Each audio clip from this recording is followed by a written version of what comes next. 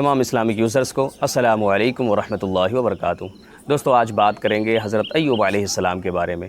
حضرت ایوب علیہ السلام اللہ کے نبی ہیں۔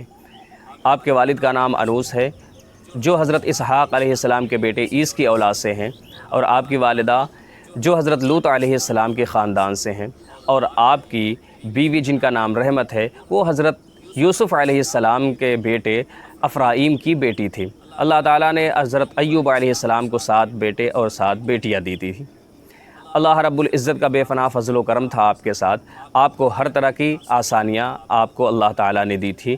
بے شمار باغات تھے، مال و زر تھے، زمین جائیداد تھے، اور اسی طریقے سے بے شمار جانور بھی تھے آپ کے پاس، خچر، گھوڑے، اونٹ، بکریاں، اور 500 جوڑی بیل کے تھے، اور ان میں وہ بیل تھے جو کاشتکاری کے لیے ہل کے لیے کام آتے تھے۔ اسی طریقے سے بے شمار خدام تھے، 500 خدام، اور ان کے آل و اولاد بھی آپ کی خدمت گزاری کرتی تھی۔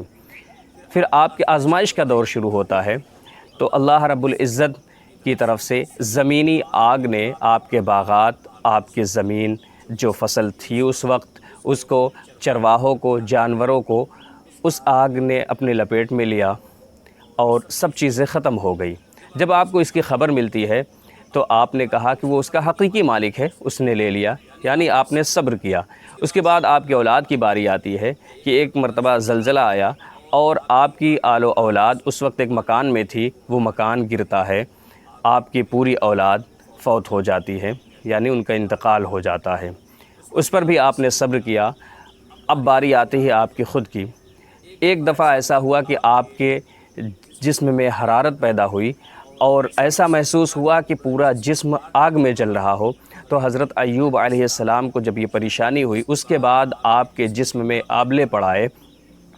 آپ کے جسم پہ جب آبلے پڑائے تو اس میں خارش ہوتی تھی، تو آپ نے اسے ہاتھ سے کھجلانا شروع کیا، اور اس کے بعد پتھروں سے کھجلاتے، اس کی وجہ سے زخم آ گئے تھے، اور وہ زخم پورے جسم پر ہوئے۔ صرف جسم کے 3 حصے باقی تھے، آنکھ، زبان اور دل۔ اس پر بھی آپ اللہ رب العزت کا صبر و شکر کرتے۔ ایک دفعہ آپ کی زوجہ نے، جن کا نام رحمت ہے، انہوں نے کہا کہ آپ اللہ کے حضور دعا کریں کہ اللہ تعالیٰ اس پریشانی سے آپ کو نکالے۔ تو آپ نے کہا مجھے شرم آتی ہے اس رب کے سامنے اس بات کو رکھوں کہ جس نے اتنے سال آسانیاں دی مجھے، اور تھوڑی سی پریشانی آئی تو میں اب اس پر یہ دعا کروں کہ مجھے جلد اس پریشانی سے نکالے۔ ایک قول کے مطابق کہا جاتا ہے کہ آپ نے اپنی بیوی سے پوچھا کہ یہ پریشانیاں جو ہمارے اوپر آئی ہیں، اس سے پہلے جو ہم نے آسانیاں گزاری ہیں، جو آسانی کے سال تھے وہ کتنے ہوں گے؟ تو اس قول کے مطابق کہا جاتا ہے کہ 80 سال۔ آپ نے کہا کہ 80 سال آسانی رہی، اور اب جب پریشانی آئی تو کیا اس سے زیادہ ہو گیا ہے کہ جو میں رب کے حضور دعا کروں؟ یعنی کہ آپ نے دعا نہیں کی اور 18 سال اس حالت میں آپ نے گزارے۔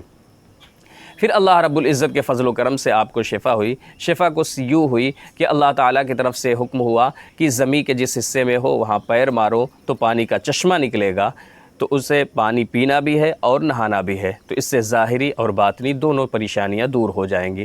پھر آپ نے ایسے ہی کیا، زمین پر پیر مارا، وہاں سے پانی کا چشمہ نکلا، آپ نے اسے پیا، اور اس کے بعد آپ کی پریشانی جو تھی ظاہری وہ دور ہوئی، اور آپ کو جنتی لباس دیا گیا، آپ نے اسے پہنا۔ اس کے بعد آپ کی بیوی آئی تو انہوں نے آپ کو دیکھا تو پہچان نہ پائی۔ آپ نے پوچھا کہ یہاں جو شخص تھا وہ کہاں گیا، کیا اسے بھیڑیا تو نہیں لے گیا؟ آپ نے بتایا کہ نہیں، میں ہی ہوں، اللہ رب العزت نے مجھے شفا دے دی ہے۔ جو یہ واقعہ ہے شفا کا، وہ یہ ہے کہ 10 محرم جمعہ کے دن ہوا تھا۔ تو بات یہی چل رہی ہے کہ یوم عاشورہ جو ہمارے درمیان مشہور ہے، 10 محرم الحرام کیا واقعہ کربلا کی وجہ سے ہے؟ تو بات یہ ہو رہی ہے کہ نہیں، اس سے پہلے بھی بہت سارے ایسے واقعات ہوئے ہیں، ان میں سے آج کا بھی یہ واقعہ تھا۔ اس میں ایک بات اور کہنا چاہوں گا میرے عزیزو، ہم سب کو یہ خیال رکھنا چاہیے کہ جب اللہ تعالیٰ مال و زر دیتا ہے تو مال و زر دے کر بھی آزماتا ہے، اور مال و زر لے کر بھی آزماتا ہے، آل و اولاد دے کر بھی آزماتا ہے اور نہیں دے کر بھی آزماتا ہے، کہ میرا بندہ کتنا صبر کر رہا ہے اور کتنا شکر کر رہا ہے۔ تو ہم سب کی ایک عادت یہ ہونی چاہیے کہ جب اللہ رب العزت کوئی نعمت دے تو اس کا شکر ادا کرے، اور جب کوئی پریشانی ظاہر ہمارے ساتھ آ جائے تو اس پر ہمیں صبر کرنا چاہیے. صبر اور شکر اپنی زندگی میں شامل کر لے تو زندگی گزارنے میں تھوڑی آسانی ضرور ہو جائے گی.